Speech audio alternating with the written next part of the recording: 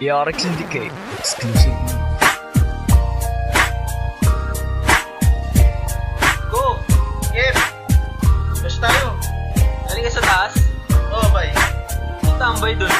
Wala eh, si G lang eh. Ayun, sound trip lang sa terrace, naka-headset. Tara, akit tayo.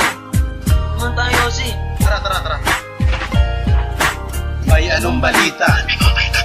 Tara! Sara ang pinto, baka may magdatingan. Sa pagtapak dahan-dahan, pagakbang ay gaanan. Yan ang lagi mong sinasabi at pagkabilin-bilinan. Tangal na kong gumising pero pasok sa morning glory. Buong araw ay sabog, kaya bagang matulog sa gabi. May dala ko ditong City High School, Scary Louie. Sakong-sakong tama-tama pagkatapos sumindi. Papasok sa kwarto dahil ganja ay tinago. Bahimayin mo to upang aura ay mabago. Palabas ay comedy, kaya kailangang nakadugi. Huwag kang malikot dahil nasisira ang TV. Pagpasok mo sa gate, pag-akyat mo sa hagdanan, nakilataan lahat, pagbukas mo ng pintuan. Di namin kasalanan kung kararating mo lang. Jambong ibinalot kanina ang silindihan.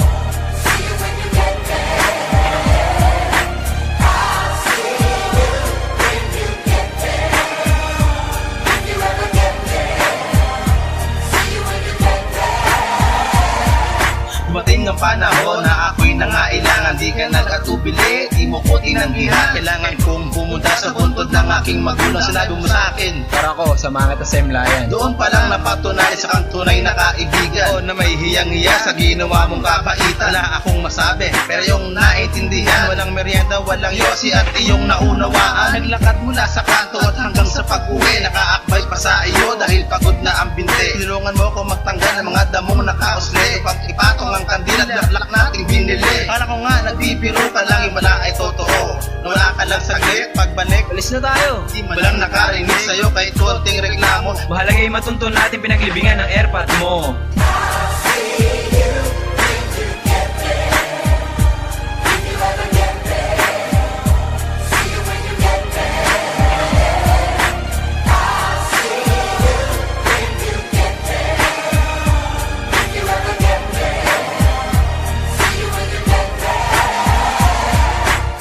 Yep!